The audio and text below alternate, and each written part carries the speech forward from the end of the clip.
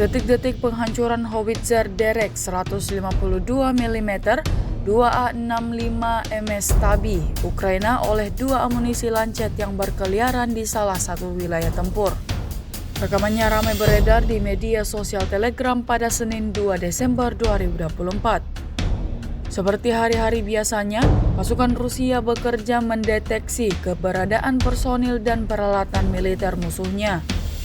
Dimanapun posisi angkatan bersenjata Ukraina selalu saja berhasil ditemukan oleh militer Rusia. Di area ini tak ada ampun bagi pasukan Kiev. Serangan Rusia seketika membakar habis semua peralatan militer Ukraina yang terdeteksi. Seperti yang terlihat dalam rekaman. Akibatnya, Volodymyr Zelensky kembali harus menanggung kerugian baru tersebut. Hingga video ini beredar, beragam komentar diberikan warganet.